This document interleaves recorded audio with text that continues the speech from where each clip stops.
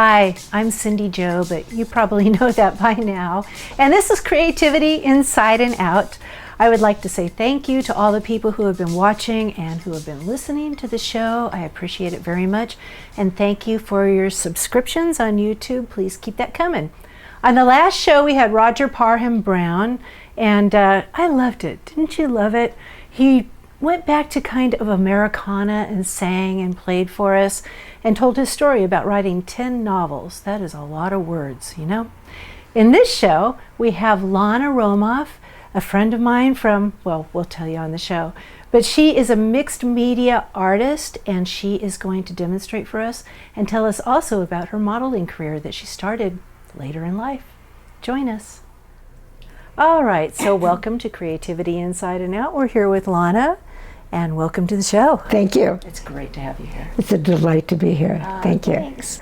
What we talk about at the beginning of every show is how we first met.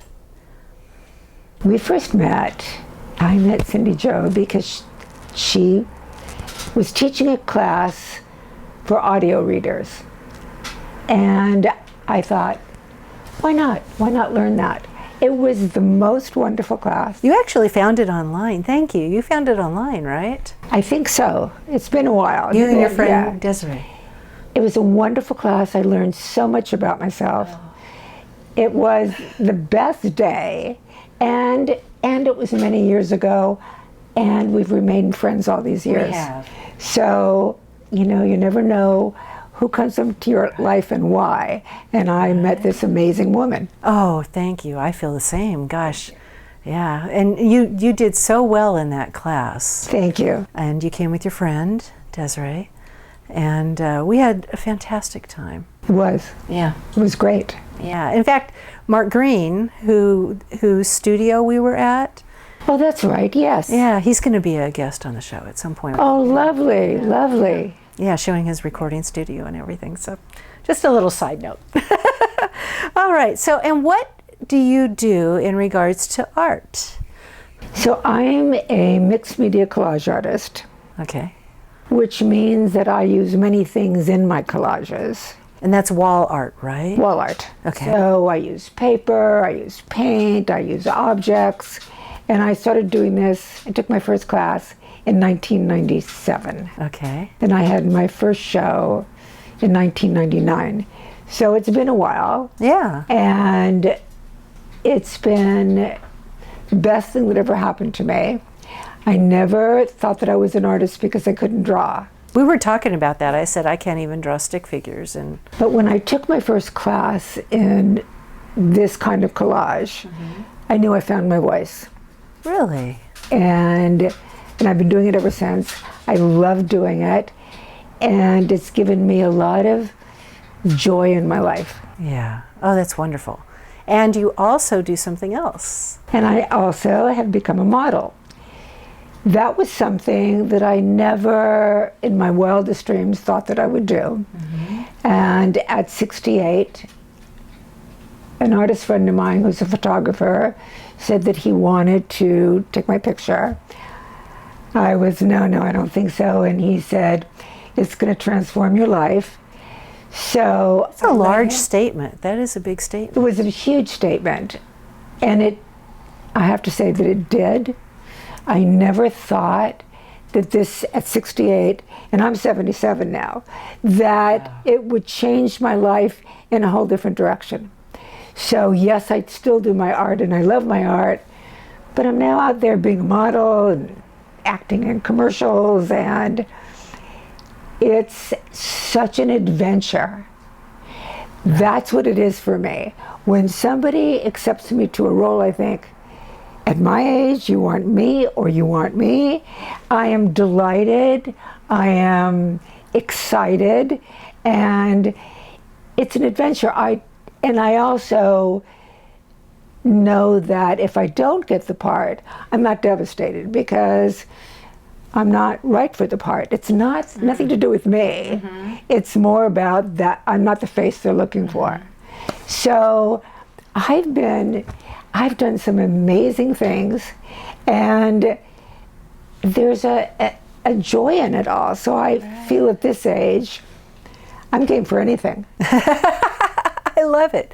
And, you know, talking about the fact that you don't take it personally if you don't book a role, because, you know, when you're 25, it's your entire world, you know, if you don't book it. But my age, I'm very grateful. I'm grateful when I get that call and they say, we want you, I'm very grateful. And I think, here I am at 77, and I'm having this whole new life, this whole wonderful life. that is so amazing and wonderful, you know? And I also feel that very strongly that just because you're a certain age doesn't mean that your life stops.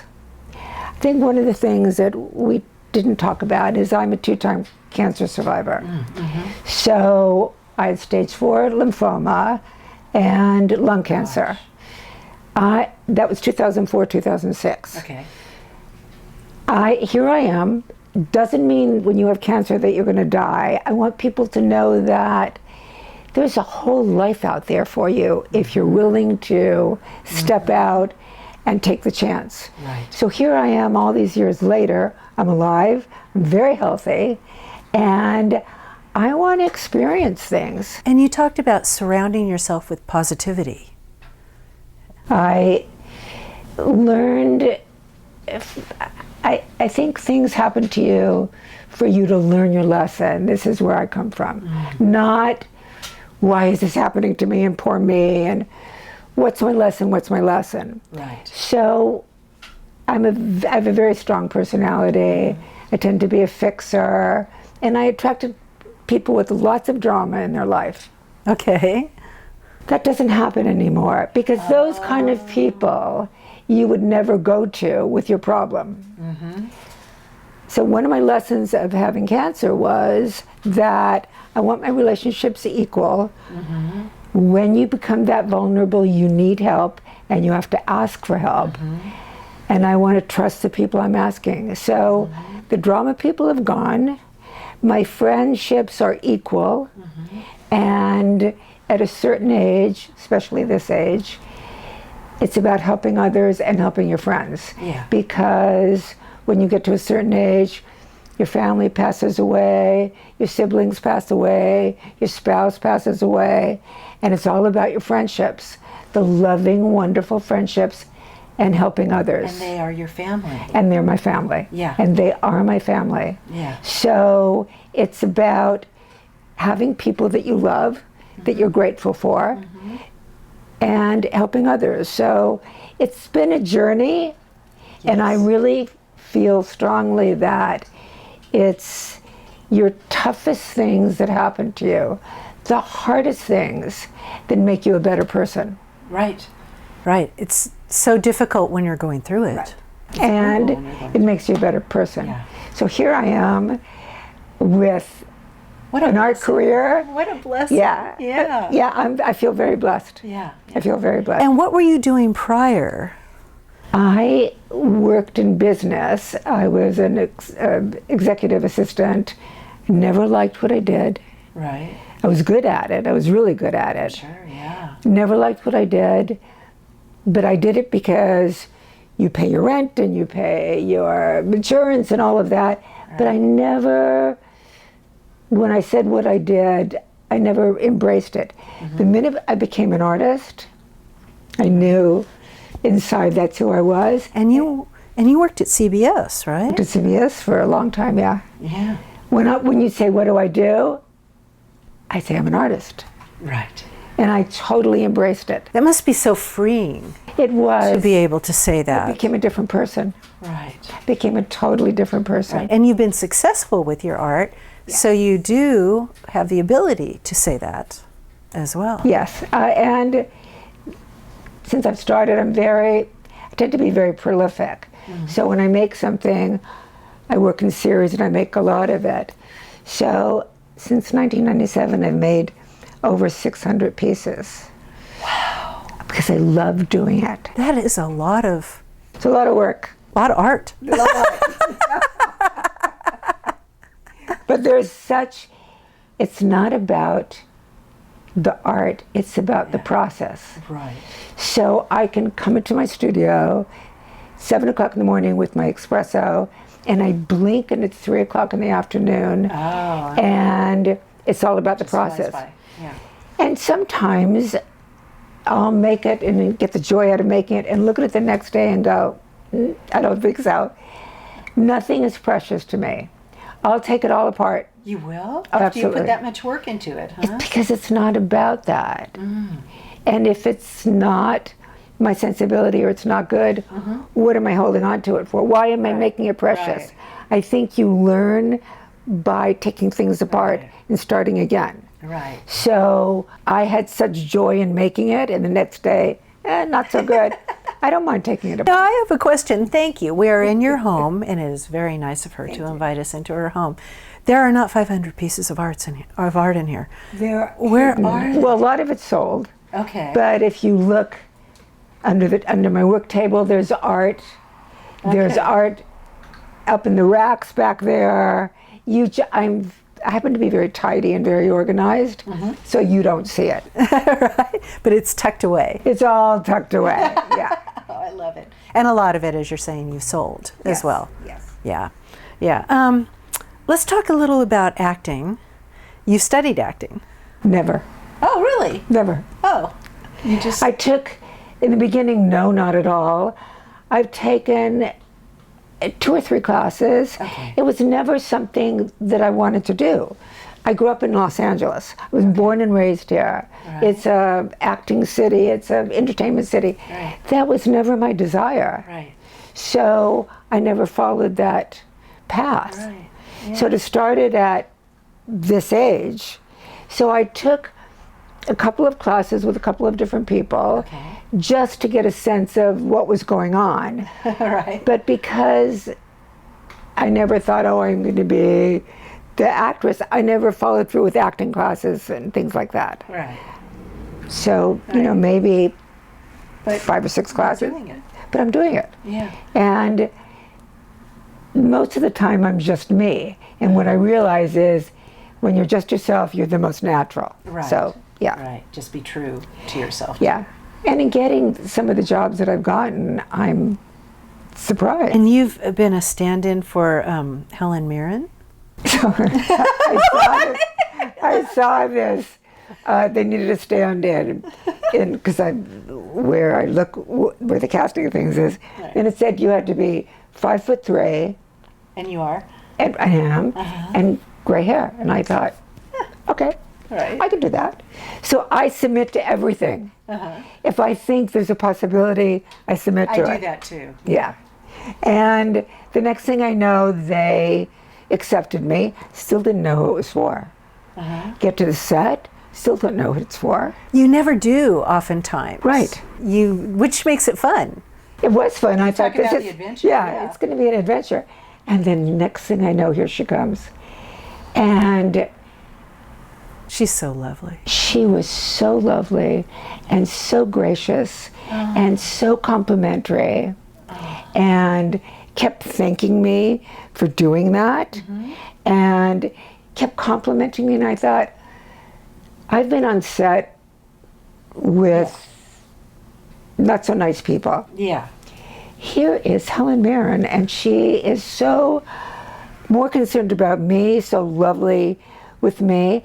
And the other person that I saw, 5'3", gray hair, was Jane Goodall. I was going to ask about it. And she also was just, couldn't be nicer. And I thought, I look at people like that and think, that's what I want to be like. I want to be gracious and I want to be kind.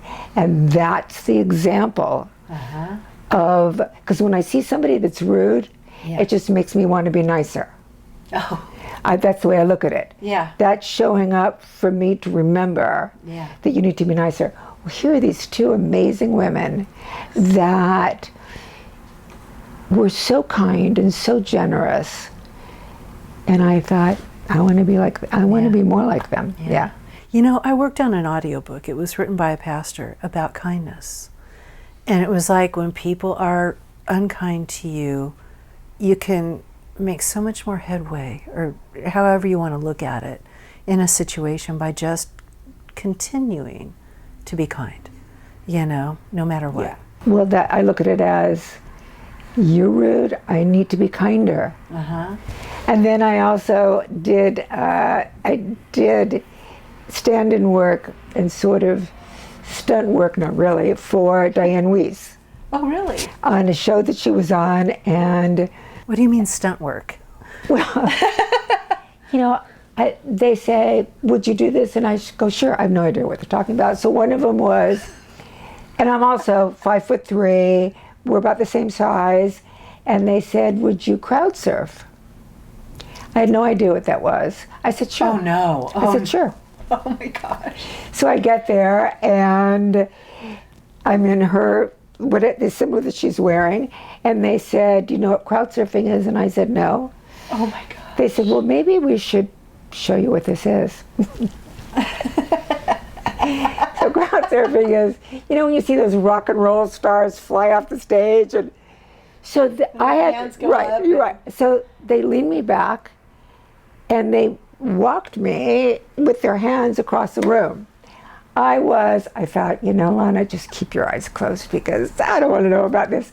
We did it 21 times. Oh my God, why? Well, first we did the rehearsal, and then somebody's hand was in the way, and then they saw part of my face, and 21 times, and I thought, okay, just keep your eyes closed. Keep your eyes closed. They're moving you.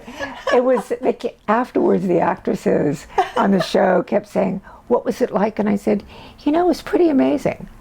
It was really pretty amazing. But they had stunt people underneath me besides the cast. Trained people. Right, trained people. Would I do it again? No. I'll do it once and then. I'm connecting with people, right, as they're walking. But I'm very adventurous. And I think, what do you have to lose? Right. And I'm also willing to make a fool of myself. Which I wasn't when I was a kid. But now it's, who cares? That's how I feel now too. It's like, you know. I don't really care. Yeah. Bombs away. Bombs away. And you ran the LA Marathon. I did the marathon. I walked it twice. You walked it? I walked it twice. That is a lot. How many miles is that? 26.2. And now I walk 15 miles a week. That's a lot. It's a lot. When you get to a certain age, the thing they say is the most important thing is walking. So I walk with a friend. We walk 3 times a week, 5 miles every time. And it's really changed my life. When I got lymphoma, it was after the second marathon. If I wasn't, I'd stage 4. If I wasn't in such good shape, you wouldn't see me today. Right. So, as much as, you know, not a lot of people like exercise, and we're all lazy in our own way, I know that I would love to live another 25 years. However, that's not up to me. So I am going to do the best I can for as long as I can. And I also know that find yourself a partner. Right. You won't, if I know that he has to get up for me to walk, and he's going to do it, then I'll do it. Those days when you just don't want to get out of bed, but somebody else is getting up. So I think, right, making the effort, is going to be ready when I show up at his house. I do it. Right. I do it. And I have other friends. These are my friends that show up too. I have a friend that's 87 years old. Yeah. She's got more energy than all of us that walk. Gosh. Oh my gosh. And she's my example of. But she stays active. Very. Yeah. Yeah. Walking with us. You sent me a video. I think we should show that now. Would you like to introduce it? So I decided that I need to make a difference, or it's important to make a difference in people's lives that are my age or older. So because I'm out walking all the time, when we walk our 5 miles, we stop and we do exercises against the wall, or we do sit-ups or leg raises. So I decided, I went on TikTok, the adventures of a 70-plus woman. And I talk about wearing a hat when you're out, wearing sunscreen, and also exercising. So my video is just sit down on a bench and do sit-ups or do leg. Just do 10. Just do something.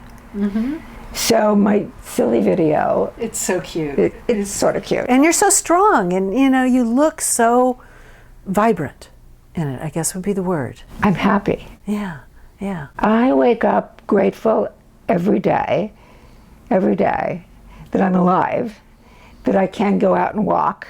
So I get outside and the sun's out and let's do it, let's go. Right.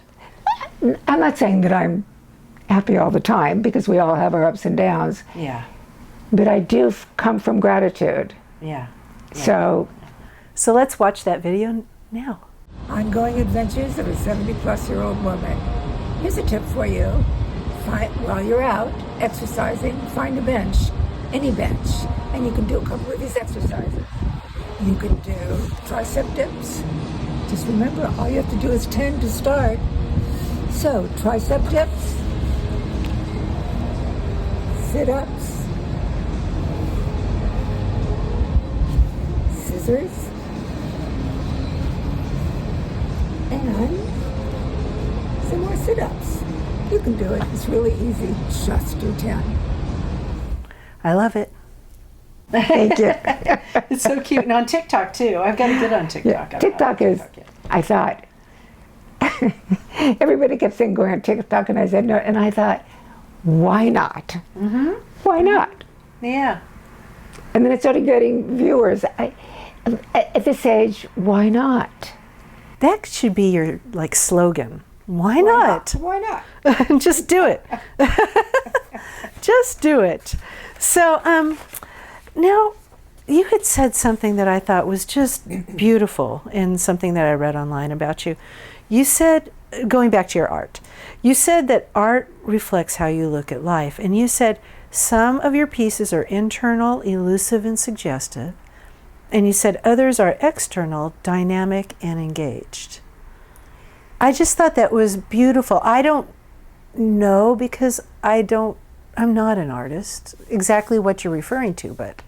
I think what I learned about art is that it's visceral. Okay. It touches you in a certain way. You don't have to, some people need to see a tree or a house or a figure for them to understand it.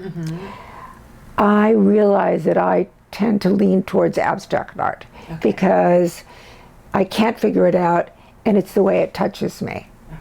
So when I stand and look at a piece of art, it's what I feel. And and hopefully that's with other people as well, you respond to those flowers, it makes you happy. Because there's two sides to everybody, and I happen to be a Gemini, so there's really two sides of me.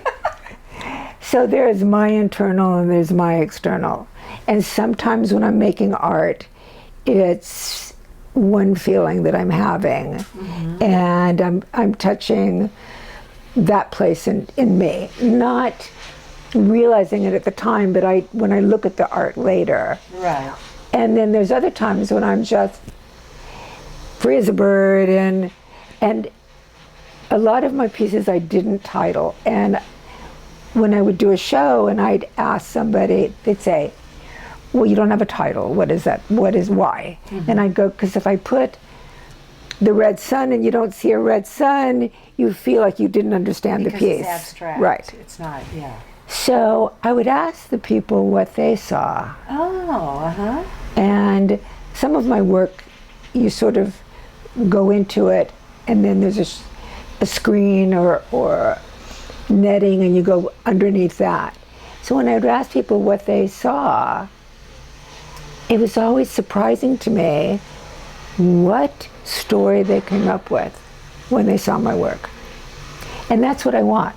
I want you, if possible, to tell me your story, what you see. Right. I want you to feel something. Right. And I know that sometimes what I put in it is what you're going to feel. Yeah. Now, as we talk about this, you have you've pulled out a few pieces of art. You've selected a few to show. I'd love to show you my art. Yeah, that's why you're here. Let's do this. That's why I'm here. That's why. So, just so you know, with the way I work is, I tend to like a theme or something. Okay. And I do it until I don't do it anymore. So I could make 10, I work in series, so I could do 10 of it or 20 of it. And then, I don't want to say when I'm bored, but when I feel that it's out of my body, I'll move to something else. And I'll do that until I don't want to do it anymore, and then something else. And I think, in collage, it's Kurt Schwitter's. He's a very famous the Dada period artist that I was inspired by. And I've always been very inspired by Picasso in that he always experimented and he was always doing something new, and it wasn't the same thing all the time. So he painted and he drew and he did ceramics and he did collage. So I tend to, let's experiment. Let's try something different. I've done this series. I learned it, I did it, it feels good, and I want to move on to something else. And he took chances, and you take chances. And I take chances too. And again, nothing's precious. So if it doesn't work, I'll take it apart and do something else. Why not? Why not? Yeah. Right. Let's look at one of those pieces. So what I'm working on right now is my circle period. Okay. And in circles. So this is a piece that I did with circles. And what I tend to do is I want you to go into it. So I've collaged it first. There's a screen or netting on top of it, and then the circles, and you can see through. You can see through the circles to the netting to what's underneath it. You can. I like you to move through it. Right. So I'm into my circle period. And there's cards under there. Yeah, I collect things. Okay. And I have folders. And wherever I'm traveling or going, if I see something that inspires me, I put it in a folder, and then when I go to make a piece, I go, what do I have? And so these were older cards. And they're smaller. Yeah, and I thought, let's play with these. Okay. So I'm into my circle period, and I've made probably about 25 now pieces with using circles in the piece somehow. So this is one of them. Right. It's gorgeous. Thank you. Before that, I was into squares. So all the geometrical patterns. So you'll see the collage underneath it, and then I went and put squares all over it.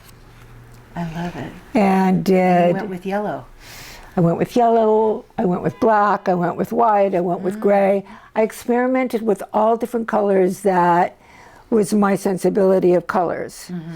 So blue and green. And is this, I know we're going to talk about this in the demonstration, but is this paint under here, or what's under these So what's under squares? here is, the whole thing was collaged. And then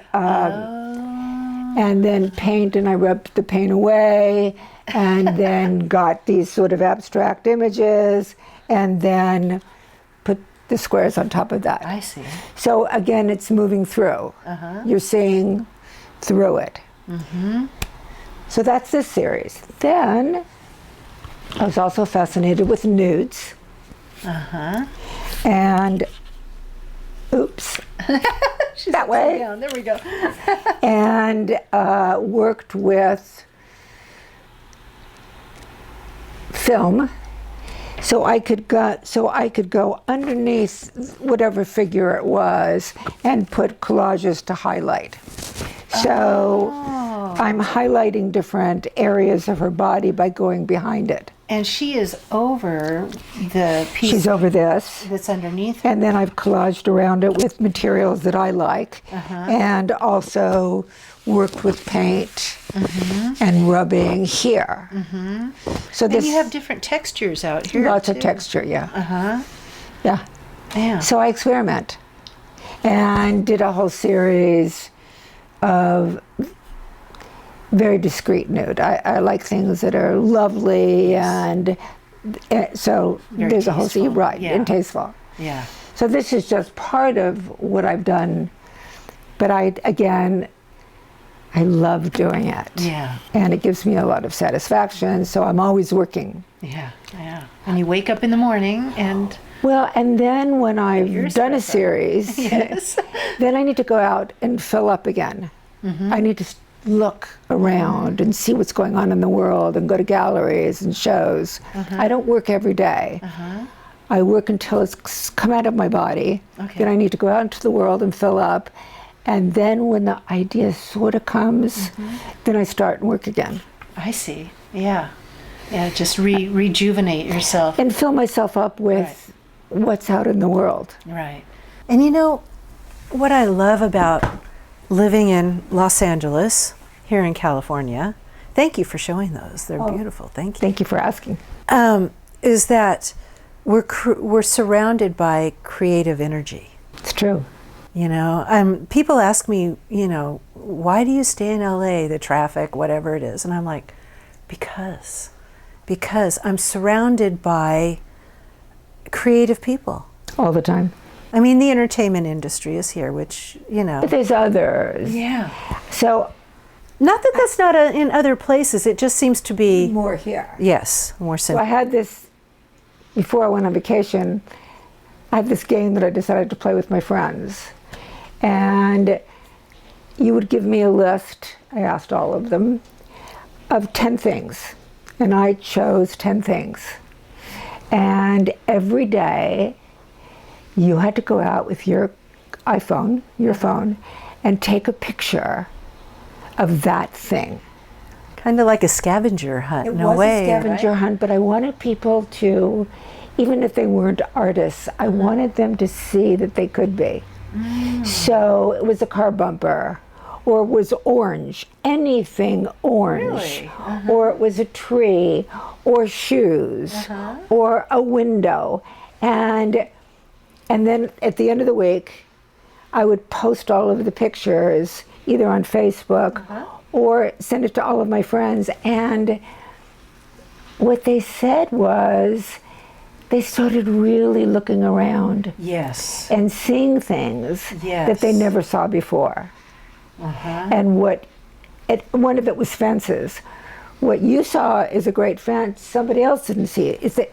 So it became this wonderful adventure of, while you're out and about, Right.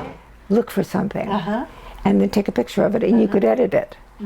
Sure. So I just love the challenge. I love showing people that even though they say they're not an artist, they are an artist, and sharing it all. What the possibilities are out there. Right. Oh, I love that. I love that's like when you go to. I really don't like wedding showers and baby showers and the stupid games that you play. But there's one where they will bring a tray with little objects on it, and you get, say, 30 seconds to look at it, and then you have to remember what you saw and write it down. Concentration. An observation, right? It made me think of that as you're saying that, you know, just noticing. It's noticing, because we're running around so much and we're always so busy. We forget there's so much beauty out there. So much beauty out there. There is. And there's beauty in everything. Yeah.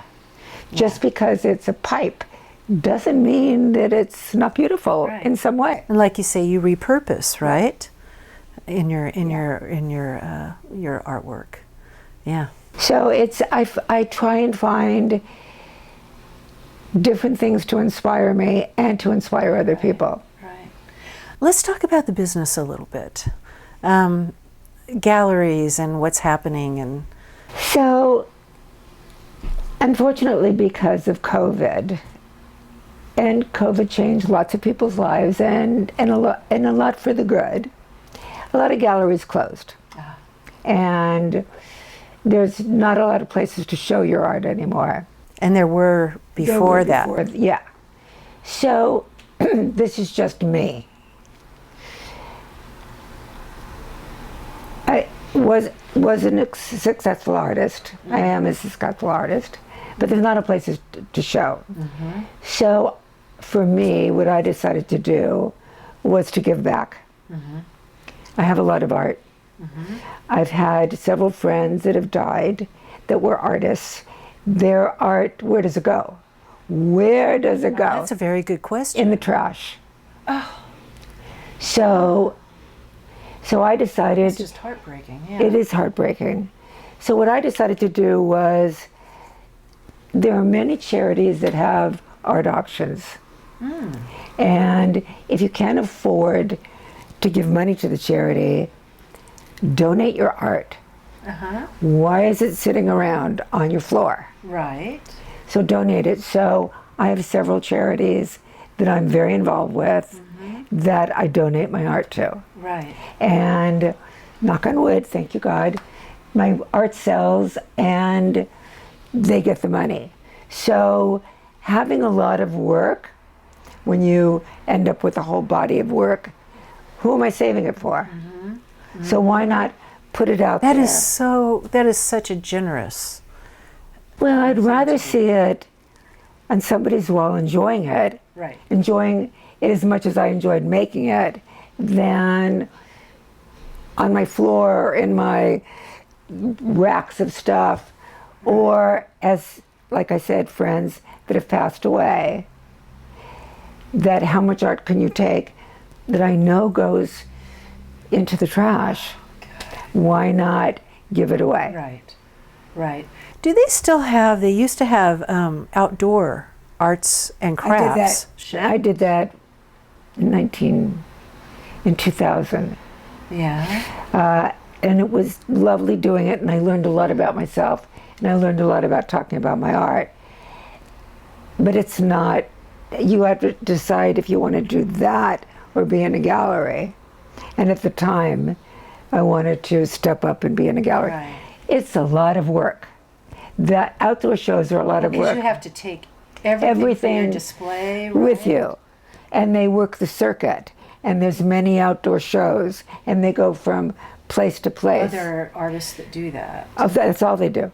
They never show in a gallery. Oh, really? Yeah. Okay. Or maybe a little bit, but basic. It's a lot of work. Yeah. It's a lot of work, and I did it for a couple of years and said, and I had an agent say to me, Launa, you need to decide what you want to do. Do you want to do outdoor shows, or do you want to be in a gallery? Right, right. And again, it's a lot of work. Yeah. I did one, I make dolls, or I used to when I had more time. And one time I did one of those outdoor shows, and I remember I was taking small bookcases and tables and... I did the same thing. Yeah. I had to do walls to hang the artwork. Right, right, that would be... And it was a wonderful experience. And you learn to talk to people, because... I had a great time. And Yeah. Yeah. What people don't realize is artists, composers, writers, it's very solitary. This is true. You don't talk. Yeah. You don't talk to people. Right, right. So you'll be sitting all day writing Right. or composing, and they're not very articulate people. They're Do you all, think they're introverted people? I think a lot of them are. Oh, that's interesting. When I worked at CBS, I was in comedy development, and these scripts would come in, and they were so funny. I thought, oh my God, I want to meet this person. Then there'd be a mixer or something.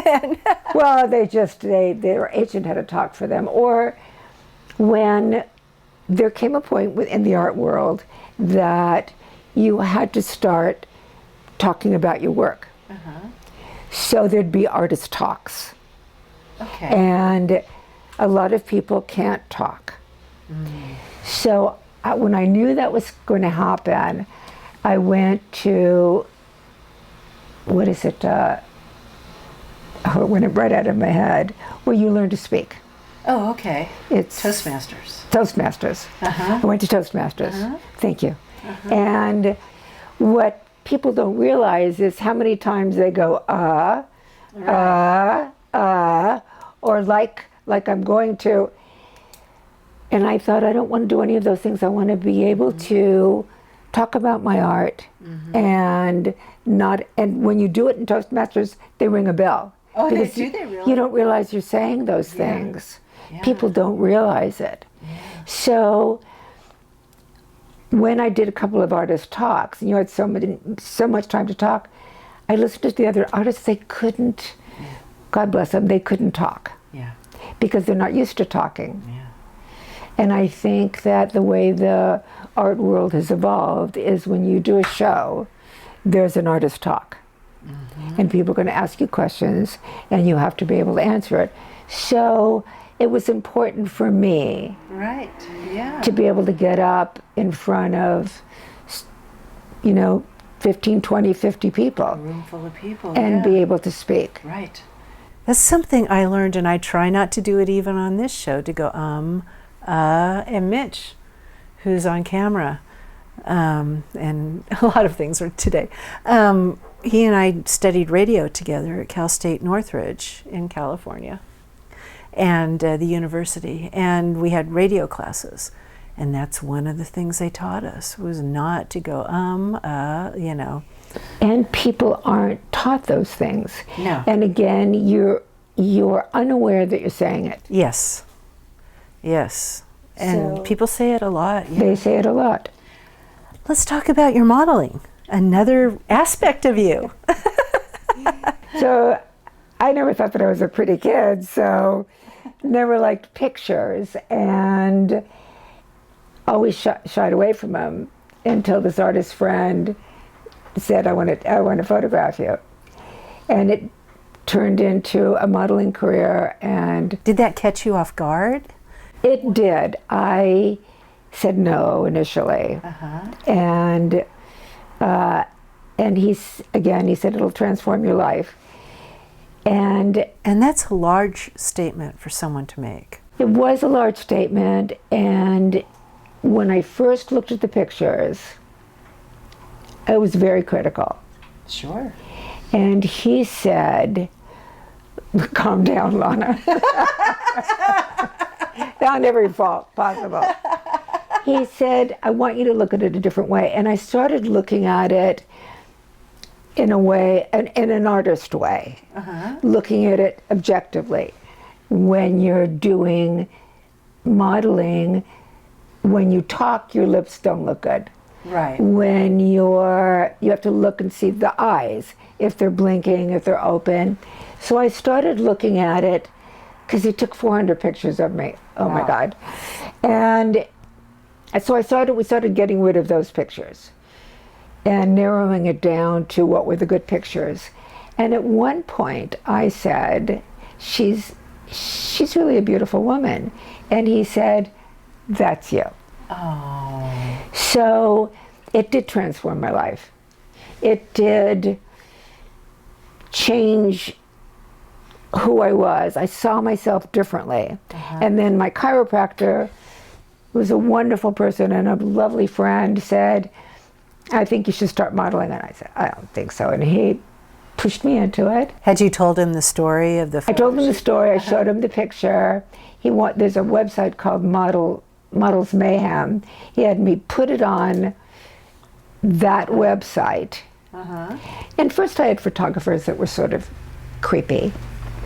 And then this one photographer from Austria was coming to Los Angeles and wanted a woman of a certain age in her portfolio and said, could we trade? And I looked at her work, and it was beautiful. And she took some stunning pictures of me. This one picture of me in a gray sweater that I fell in love with and started using that as my headshot. And that's one of the pictures that you sent to me, right? And that got me a lot of work. Right. Was that the first one you sent, or is that the lifestyle shoot? The It's the one with the gray sweater. Okay. The lifestyle shoot is the one with the scalloped. Gotcha. Gotcha. So that picture, every time there was a job and I was going to submit for it, I used that picture. So you never know where your life is going to go. Right. Again, every time they said they wanted to use me, I was, really? So let's look at these pictures now. So this first the very one. first one, I'm wearing a strapless dress, so you'll see my shoulders. That's the guy that my very first photo shoot. Mm-hmm. That's J. Michael Walker, who did an incredible job. Mm-hmm. The second one, where the headshot that I'm talking about, is I'm in a gray sweater profile. That's this photographer from Austria. Her name is Claudia Magnus. And then I did a lifestyle shoot, and it's me in a scallop blue top. And then this amazing photographer, Ron Cooper, chose me for his coffee table book, and he was looking for people with interesting faces. Mm-hmm. And he liked my style. He said, "What is your thing?" And I said, "It's..." What is your thing? Yeah, what do you... He loved my clavicle. He liked this. Your clavicle. My clavicle. That was his thing. That's why he picked me. So when I'm out walking, because I can't be in the sun, because I'm so fair, skin cancer's in the family, I always wear a very big hat. Mm-hmm. And in my sunglasses. So I showed him, I said, my thing is my hat. And he fell in love with it and did these amazing pictures of me. Hi, Silvana. And so what you'll see is me and my big hat. He did it in black and white and in color. Yeah, it's beautiful. And my look, so it's my clothes. So he let me express myself and be me. Uh-huh. And again, oh, sweetie pie. Again, I was so surprised when he said, "I want to photograph you," because I'm just so new at this. Mm-hmm. Surprised and grateful. I have to say I'm grateful. Yeah. Yeah. It's more for me about gratitude. Yeah. And I get paid for it. And let's talk about when you played the Queen in an opera. In an opera. So I saw this on casting, and it was for the LA Opera. And I thought, well, I don't sing, and, no. Los Angeles Opera. Los Angeles, yeah. You're in California. And I was driving, and I thought, oh, Launa, submit to it. All they can say is no.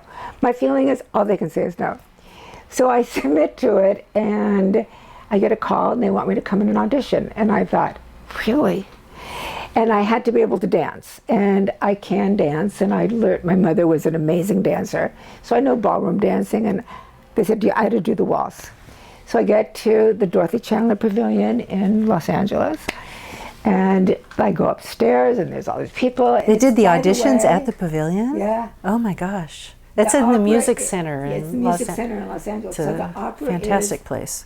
Nabucco with Placido Domingo. Wow. And it's an opera within an opera. And that opera was written in 1841. Something like that, yeah. So I looked to see. Good for you. So I had to do the waltz, and I danced around and did the waltz. And then the director talked to us for a little while, and they said, we'll let you know either way, which is very unusual. They don't normally do that. And I was on set on Monday, and I get an email saying I was accepted, and I was, oh my God. Jumping forward, the director, so they made, you'll see the costume. They made the costume from scratch, and the wig made it for me. And the director at one point comes over to me and goes, I want you to be the Queen. And I went, okay. So it's an opera You're perfect for a queen. Thank you. So it was opera within an opera. So in the opera, I am on the stage in my own booth, my own seating area. I forgot what it's called. Oh, like watching the opera. Watching on the stage. on the I see stage, what you're watching saying. the opera. Uh-huh. And then at one point in rehearsal, he comes over to me and goes, "There's some lines that I want you to say. So I want you to do this. And then I want you to do this." And I'm thinking to myself, I came here, I auditioned because I think I'm going to dance. I'm now the queen. I am now talking. Gosh. And it turned, and Placido Domingo at the end of every performance brought flowers to me. How sweet. I kept thinking, is this really happening? Yeah. Am I really doing this? Mm-hmm. And so the amazing thing about when you're acting, you're in a play or something, is there's the performance. The Dorothy Chandler Pavilion is 3,000 people. Mm-hmm. The only time I ever performed on stage was when I was 9. There's all this applause. It's amazing. The energy is. The energy. You go back, you take off your clothes, you take off your makeup, and then you go out on the street, and it's like it didn't happen. Right. It's such a letdown. You're walking down the street, no one knows what you just did. Right. And I'm thinking, this is very... You can see where people deflate, you know? Totally. Yeah. Yeah, after doing something like that. And that's your kitty. Silvana. Hi, Silvana. Where's Bobo? Where's the boyfriend? So I experienced that, the rush of that applause, Wow. the rush of that energy to taking off all your clothes, changing back into who I am. How many performances were there? There was probably, because he was traveling, I think, I want to say 15 or 20. Mm-hmm. That's And a lot. it was a lot. I also realized that, doing the same thing all the time, every night, it's getting a little boring. I once met the Lion King, played at the Pantages Theater here in LA for a few years. And I met a man who was doing a voiceover job at a studio I was working at. And he said that he had done 1,400 performances, something like that. Because I said, it must be such a thrill. He said, it was. It was. Yeah. It was. He said it hit a point where it was basically a job. Yeah, it becomes a job. And I thought that's so tragic, but I got what he was saying. You're doing the same thing over. So Placido Domingo in rehearsals never sang. Uh-huh. Somebody sang for him. He had a stand-in singer? And I thought, To save his voice. oh, to save his voice, but I didn't realize that. And I thought, you mean he mouths the words? Really? And then I realized it was saving his voice. The first time I heard him sing, so I'm sitting in my booth, my private box, it's a box. And I have a fan and I'm waving it, and he comes out and starts to sing the most beautiful voice I've ever heard. It touches your body in a way that when you hear beautiful music, the tears came out of my eyes that way. And I went, you're the queen. You cannot sit back and close your eyes or cry and enjoy this because you're the queen and this is a performance, but my whole body filled with this extraordinary voice and this beautiful And you music. were so close to him. He was not even 10 feet away. Oh, gosh. And I saw him, when I first saw him in rehearsals, it's an amazing thing with actors. When he came to the rehearsals, I saw this little man, and I thought, oh, he's not as big as I thought. He's sort of little, he's older, he's my age. When he went on stage, he became this huge presence that was so amazing to watch the transformation. When Danny Thomas died, I worked for Whit Thomas Harris. I went to his funeral, and I watched. It wasn't George, I think it was Milton Berle or one of them, and they were older. Walk down, you know, the aisle to get to the podium. Okay. And I thought, okay, the minute they were in front of a microphone, he became this loud, fun, great person. And so there's something about the transformation as a performer that's extraordinary to me. And to watch it, to see it. So when I first met Placido Domingo, I thought, oh, okay. And then on stage, he became this giant with this gorgeous voice. What an incredible experience. It was, I'm so touched. Once again, why not? Because if you had not submitted for that job on LA Casting, none of that would have happened. None of it would happen. I thought, why not? All they can do is say no. Or not accept me. Right. If you don't do it, hi Bobo. So this is my other cat, Bobo. Ooh, that was his girlfriend. If you don't take the chance, it's always if I should have. I'm not that way. Shoulda, woulda, coulda, right? Yeah. I just go for it, and again, all they can say is no. I love that. I love that. Very briefly, let's mention you've been in a lot of magazines. I've been in a lot of magazines. For a lot of magazines and online. Online magazines. Was it Women's Day that just did something on me? I wish my mother was still around. She'd be so enamored by that, you know, Women's Day. Women's Day, when they chose me, I was, oh my God, Women's Day magazine. I think that again, they approached me however they approached me. Fantastic. And I said yes, and I thought, don't worry about it. You're going to be you. Don't worry if you're silly or if you're whatever. Go for it, Launa. If you can make a difference in somebody else's life, I want people to know that just because you're a certain age doesn't mean you should stop. Just because you've cat cancer, you shouldn't. I just saw, not Cheetah Rivera, the other one who was in, with the gray hair now. She was in West Side Story. And I'm blanking. She's 92. Yeah. Rita Moreno. Thank you.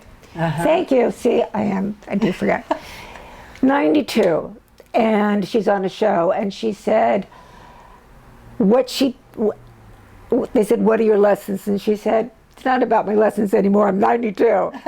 I want to enjoy life. I want to bring joy to people. I want to show people that just because you're a certain age doesn't mean you should stop. And I really, truly believe that's why I'm here, to show people that you can do whatever you want and why not. I love that. I love that message. That's a great message to end our conversation on. Okay.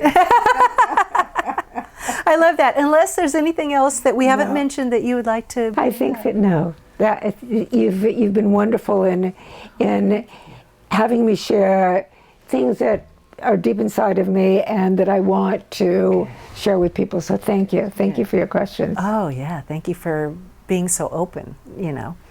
And now, will you demonstrate for us how you create your art and show us kind of the process of how you do it? Okay. Okay, thanks. Now we're in Launa's studio in her home. Thank you very much. It's beautiful. And first of all, you've been in a number of books. I have, Featured. which has been an honor. So I'll just do a quick show and tell. So the very first time I was approached, it was by World of Art magazine. It was thrilling. Second time was this magazine. Why was it thrilling?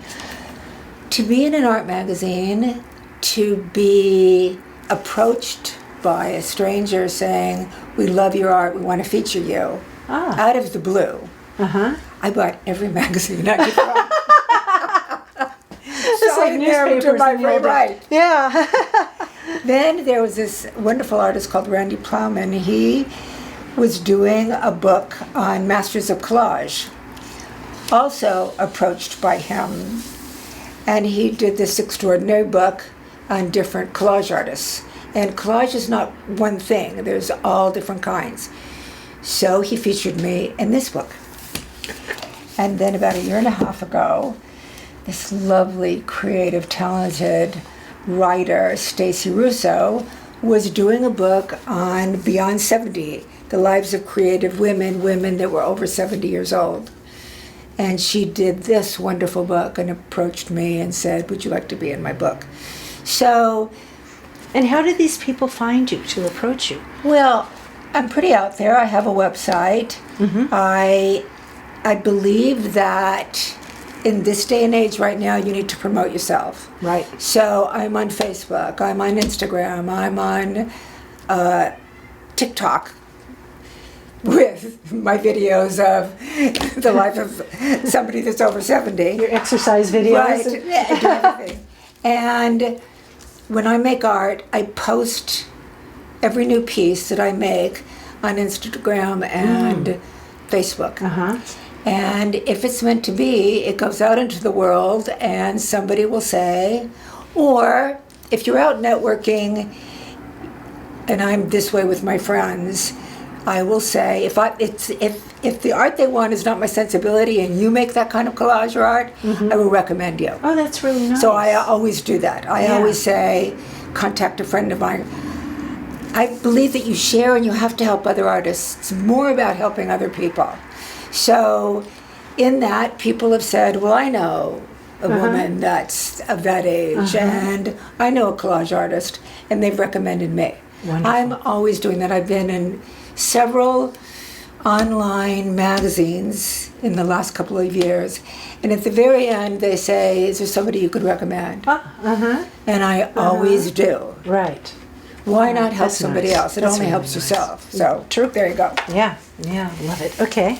So I'm going to show you a quick demonstration of what I do. And this one collage is just a collage I did before you got here. This one that I'm going to do on this black sheet of paper, I used to call it 5 easy pieces. I just use 5 pieces of something and make a collage. I might add another, but basically it's 5 pieces. So I pulled out of my mini files 5 pieces that I thought looked interesting. What I do is I push pin them on so they're in place, so I can move things around. Okay, I can do that. Truthfully, anybody can do it. It's not that difficult. And I usually tend to destroy things, so I will. Oh, that kind of hurt. It works though. Yeah. So you could slip it in there. So I could slip it in. And then, the wonderful thing about, push pins is I got it. that you can move your work around. So if I don't like it over there and I like it over there, I can move it around. Nothing's set in stone. And I could add a little gold to it. That makes a difference, just adding that one little piece. Adding the one little piece. And so that's Like, take it out for a second, if you would, and then put it back in so we can see. So it's sort of, okay. Yeah. I could put this here, I could put it there, I could put it there. Or I could do that. Ah. Kind of like it's peeking Yeah. out. So I'm always playing with it. And then, because right now, I'm into circles. Circles! I've made all of these circles. And what I like about the circles is you can see through it. Yeah. So in adding a circle to it, you sort of go into the collage. And will you hold one of those circles kind of up to the camera here? Yeah, you can So see you can through see. them. I've made them. And down here. Painted, yeah. So you painted them? I painted them and then I cut them and did different sizes so I could go like that. Uh-huh. And then I tend to look at it for a while. I'll put it up, lean it up against something, look at it, and then I'll go, that's too much. That's a little too much. As I look at it and I'm playing with it. Or that really should be over here. So let's try this for here for a while. Do you like that? Okay. And then when I finally decide what I want, like I like this one, I'll glue it down, and then I take a mat. This one. This is when I'm not working on canvas. This is when I'm working on a board. So then I'll take a mat and go in and say, what do you really like about this? Kind of like cropping it in a way, right? Exactly, it's cropping it. So Right. maybe that should be there and that should be like that. Now I have a question. Where do you find the materials that you use? This is So- money. Where do you find these things? I am inspired by things that I see out and about. So I have lots of files, and I'll pick up newspapers and I'll pick up tickets. And when I have friends that are traveling, I'll say, save me all of your tickets, all of your museum tickets. Right. This is Oh, your museum tickets. I a love number that I saw someplace, so I have different files for different things. So things that you wouldn't even think just in your everyday life. Right. Like you were talking about going out for a walk Right. and taking pictures. And if of. I see something, I'll pick it up and I'll just file it and use it later. I'm not necessarily using it now, but I like to have things that I see that inspire me. So anytime I'm traveling, I save my airline tickets, my museum tickets, my metro tickets. Right. Friends Do you have old ever- postcards. Oh, yeah. Do you ever forget what you have? Like, you go into a file and go, oh, yeah. Of course, because I have so much that then I see it and it becomes new again. Oh, Because I fun. don't have an agenda when I start. I start with one piece that inspires me. Okay. So when I started with this, Uh-huh. it was the postcard. And I work around that. Right. Okay. So I'm inspired by one piece, and there are times that that piece doesn't work in the piece anymore. And After you add the other right, piece, and I'll take the it other away. things. Oh. So I'm not attached to anything, and it's not precious. I started with that, but if I find it doesn't work, I'll totally take it away. And you don't torture yourself by trying to make it work. No, because it's all a journey. And why should I make it work when there's other things? Right. So many other Yeah. things. And that you could have do. to realize that if you add something, it changes a corner, Uh-huh. and all the corners have to look good. So again, I'm never attached to this. I just want to make it visually work for me. And what about colors? Whatever at the moment inspires me. So you can see right now today, there's a lot of red, there's black and white. Uh-huh. If you look at other things that I've done, there's blue in it, or there's Yellow. orange. I have that orange thing, whatever it is. Uh-huh. It's whatever I feel. I don't have any preconceived notions when I start. Okay. I just start, Right. and whatever happens, happens. Right. So it's totally, I'm just thinking about how freeing this is, because you don't have any preconceived notions. You don't want to paint a house. No. You know, you don't have those restrictions in a way. Or Well, would you? I wasn't an artist that drew. Right. So how am I going to make a house if I don't know how to draw, or I don't know how to draw to paint it? Stick figures or whatever. This is, I'm not a figurative artist. Yeah. This speaks to me. Uh-huh. As when I go into a museum and I see abstract work, it totally speaks to me. And for some reason, I understand it. Right. I also like the grid. Oh. If you look at a lot of art, there's a horizontal, vertical. The horizontal, vertical. Okay. But you break that sometimes too. Sometimes I break it, like but with it's this there. diagonal. Right. Well, there's always should be something unexpected. That's unexpected. I love that. This is sort of unexpected. I love that. If it's just the same all the time, it gets boring. Sometimes I'll take something not this big and I'll just throw it on. See where it Listen. lands? And sometimes it lands in a perfect place. And you leave it there. And I leave it there. So, Now, you said you were layering too. I know we're not going to do it in the demonstration, but with like netting and the things I've used that are. netting and other things. If it was this, because I want you to go through it. If you look at the circle, you see the circle. You go through the circle to see that. You go through that to see that. So I like that. I like you to go into it. Right. Do you think people do that? How do I want to put this? Wait, so this is what I've noticed. Yeah, When you know people what I'm thinking. No, what I've noticed looking at my art, watching people look at my art, men, and this is just what I've noticed. An observation. An observation, exactly. Men read everything. Oh, Women see it as a whole. interesting. So they'll go up and go, what does that say? And what does that say? And what does that say?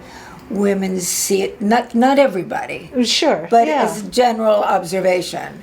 So I try and give a little but I love letters and I love numbers. So you'll find that somehow in my pieces. You'll find letters and numbers. It speaks to me, as circles do. Right. And on the one you showed earlier, like the nude one, it was just a piece, a torn piece of a newspaper. It was you're right. And to me that seems like that would be intriguing because you don't know what the rest of that says. Yeah. And men usually go in and take a look and see what it says. I also happen to respond to Asian lettering or Asian things. I have no idea what it says. Sure. I don't care what it says. It's all about the shape. And the beauty of it. Right. The writing or... Yeah. I see that. Yeah. So I'm inspired by things. Right. And again, I'll move from this to something else because I like to experiment. So I just keep experimenting. And then when I'll put this up and I'll look at it for a while. And if I like it, I'll mat it and frame it.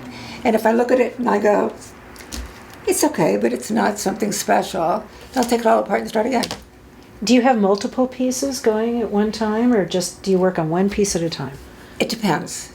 It depends. With this size, it's easier to do multiples. Because of workspace? Right. Or? When I'm working on a large canvas, it's taking up my whole table. Gotcha. And because with the canvases, it's a process, so I'll collage the whole thing and it needs to dry. So then I'll move it someplace else and start something else. So a canvas is a canvas on a frame. It's a canvas. So canvas is... What is canvas? She's going to tell us what this is, because I have no clue. So normally canvases are square, but this is a canvas. Okay. Blank white. And I have collaged on top of it. Okay. Some of the other things you saw were on canvas. That you showed earlier. In the which people paint. Okay. So canvas is what you paint on. Okay. But you also do it on a backing like this. Paper. Yeah. Okay. But this usually has to be framed. Gotcha. Or matted. Sure. So I have pieces that are matted that people buy and then they frame them the way they want to frame them. Oh, okay. I'll show you an example. Okay. Hold that thought. She will be right back. Hold that thought. So I'm learning. Are you learning here? I'm learning a lot. Boy. Something that I've never delved into. I've made these. This one. And this one. You noticed that one, I think, when you looked at my website. So I did. I've matted You're right. it. Yeah, that is the one. I've matted it. You buy it just like this and drop it into any frame that's your sensibility. Because my frame that I might choose, you might not like. Right. So your I've decor already matted taste. it, and you could put it in whatever you like. These almost look like crayons to me. I made those. I rolled up. Did you? So this is rolled up foreign newspaper that I found and made them into those circles. Oh. Can you catch that? Okay. And then as texture used it. Right. This is from some sort of fruit thing that I bought. Oh, right. So it could have been oranges or whatever. I just toss that stuff. I Right. don't even think about it. Like the bags onions come in and stuff like that. This is old newspaper. This is old Chinese stuff. That's a ticket from when I was traveling. There you go. And it doesn't, I love this costs a nickel. yeah, I found that. I saw it. You can see this when you turn it over. So it doesn't have to, again, it's about the shape and the color for me.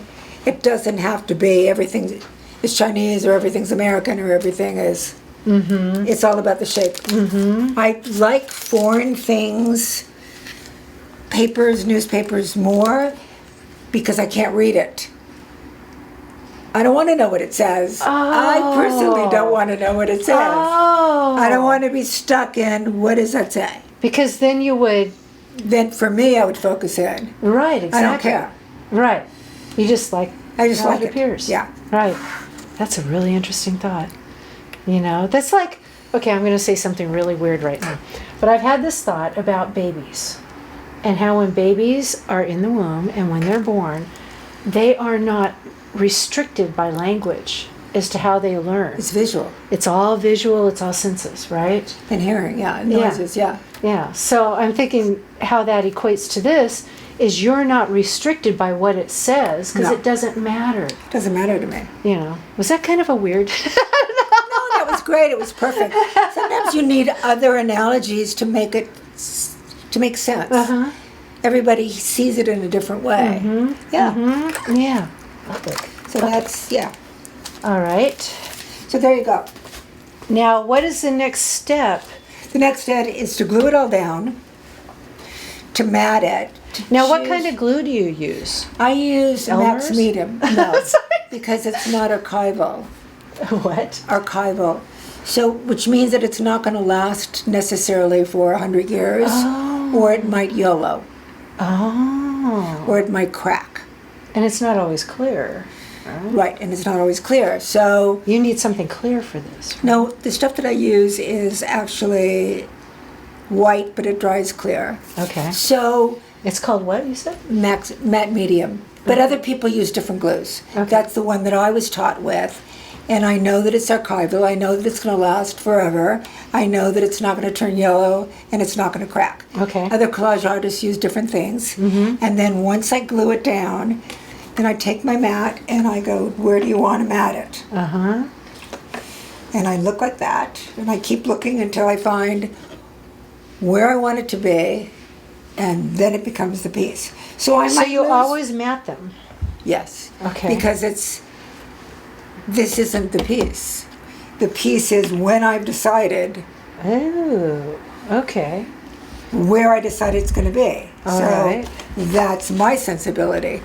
You're seeing this whole thing, but that's nothing. Right. And that's not that it's nothing. When yeah. I've focused in, then it becomes a piece of art, my sensibility of what this art should be. Do you ever turn the mat horizontal?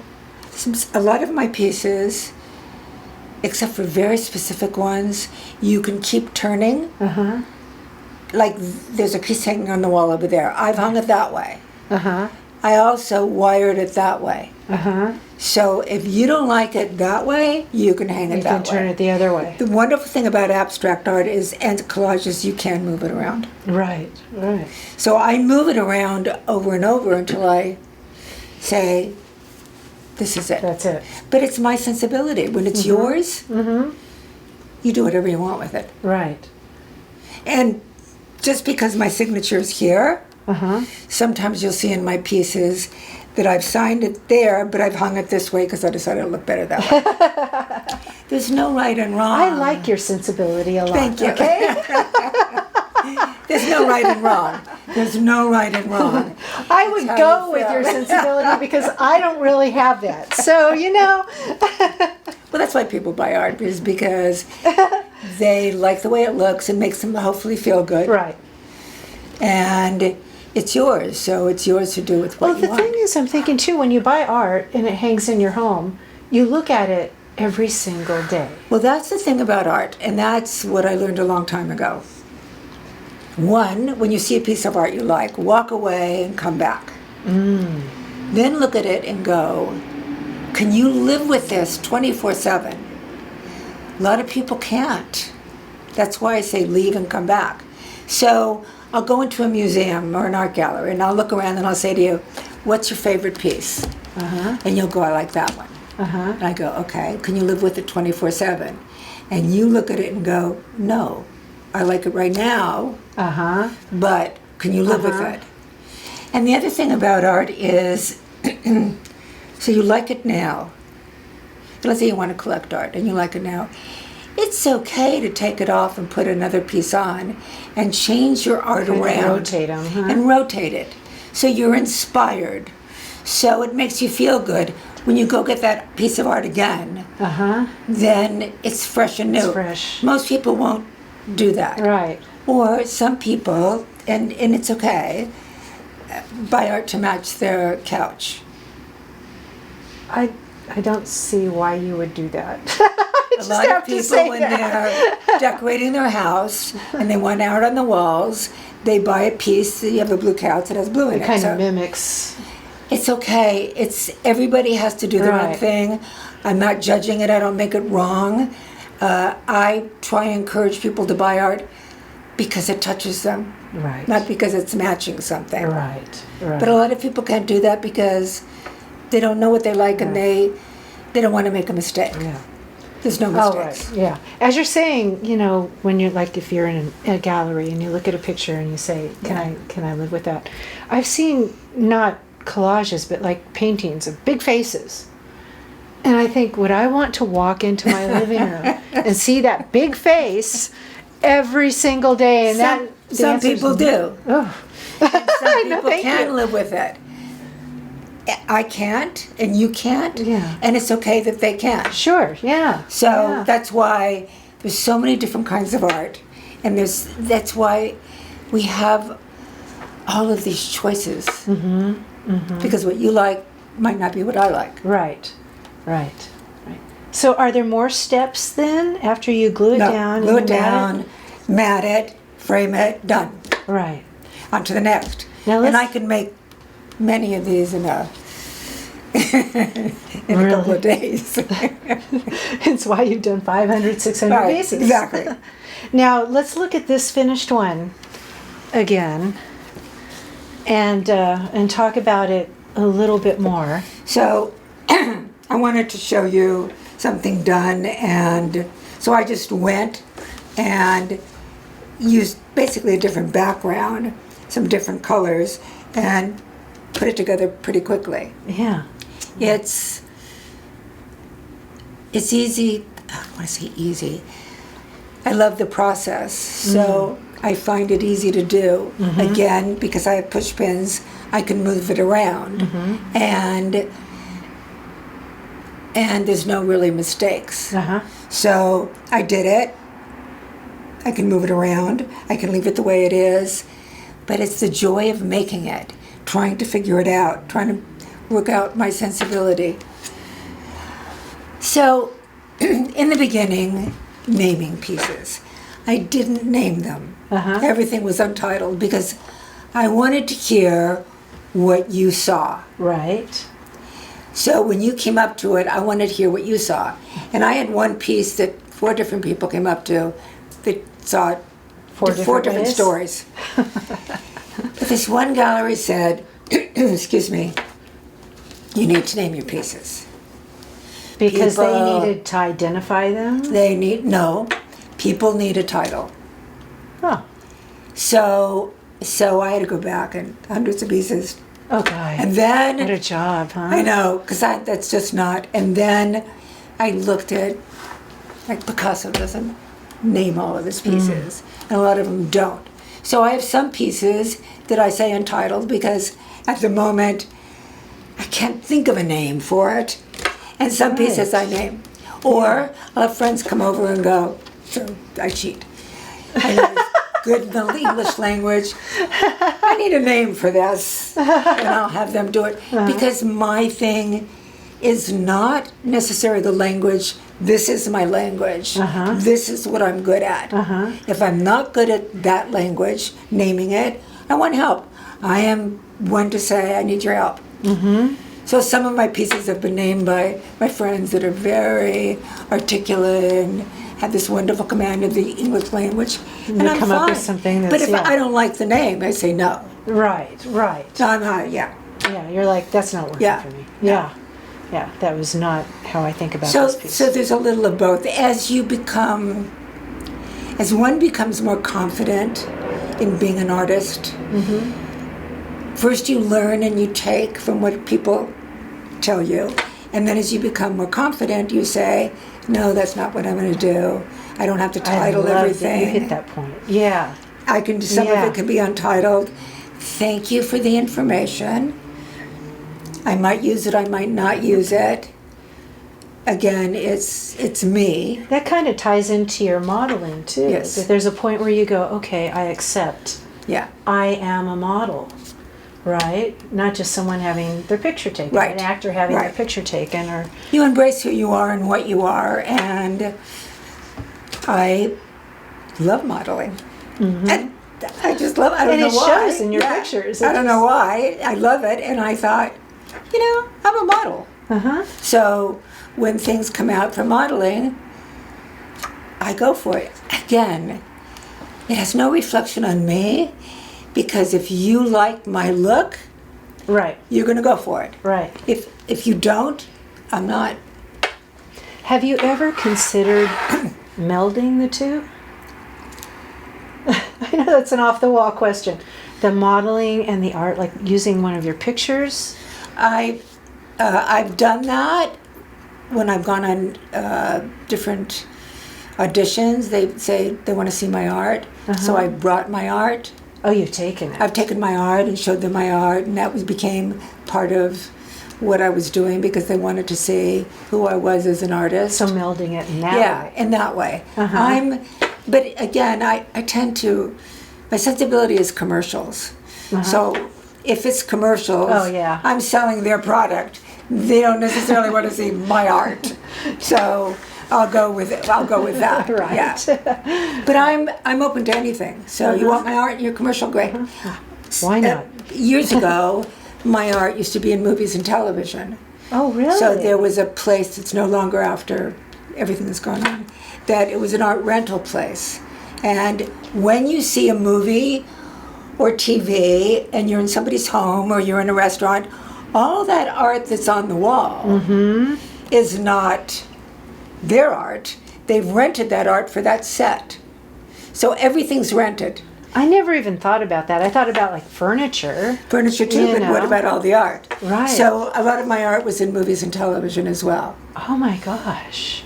So in that case, do you sell your art to a rental place and then it's rented from there? Or how does it work? It depends on the rental place.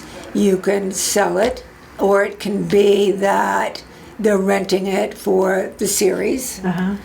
Or they're renting it for a couple of days. One of my pieces somebody liked on 2.5 Men, and they wanted to buy the piece. Oh. So it's whatever. So if the production doesn't need it No, not anymore.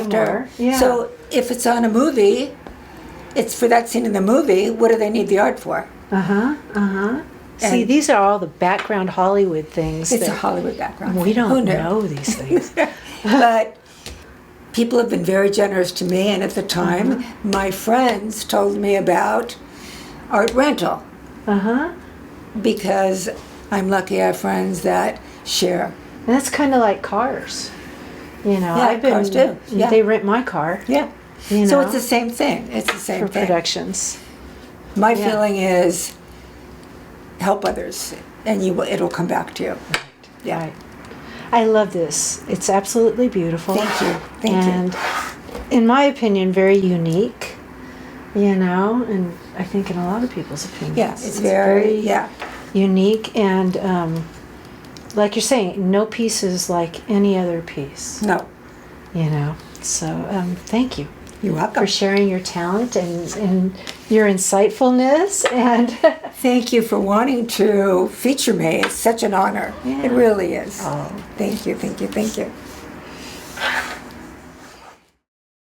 so I'd like to say thank you again to Launa for being a guest on the Thank show. you for having me. Oh yeah, this was great, and I love that I learn on this show. I always learn from the guests. It's wonderful. So, and thank you also for inviting us into your home and your studio. Oh, it's That's my very pleasure. gracious of you, and thanks for lunch too. we did that. So let's talk about where people can find you, your art, and your modeling, whatever you want to. So I have my own website, Launa Romoff. That's LAUNA ROMOFF, but Cindy Jo will have it on her thing, so you'll know the spelling. I'm also on Facebook under Launa Romoff. I'm on Instagram under Launa Romoff. And I do some TikTok under Launa Romoff. So you can find me everywhere. I post every new piece of artwork that I do. I post me being out and about in the world and my kids. So you'll see pictures. You'll see lots of pictures. You'll see my artwork. You'll see my modeling. You'll see my life. There you go. Nothing's a secret. Nothing's a secret. This age, nothing's a secret. And we'll put all those links on her profile on the Creativity Inside and Out website too, which is creativityinsideandout.com. There you go. So on the next show, we will have Candy Buck. Candy does special effects makeup, mostly Halloween makeup, and she's actually going to make me into a creature. We'll see what she does. So see you there. Thank you for watching and or listening to Creativity Inside and Out. I do recommend watching my show if you can, because it's really tailored toward being a visual show. It's available on YouTube. Just search for Creativity Inside and Out and look for the light bulb logo. If you do listen to the show, go to https://creativity-inside-and.captivate.fm/listen. There you will find a variety of places where you can listen, including Spotify, Apple Podcasts, and Google Podcasts. Enjoy watching and or listening. And please, if you would, follow the show and subscribe. That really means a lot to me. Thank you.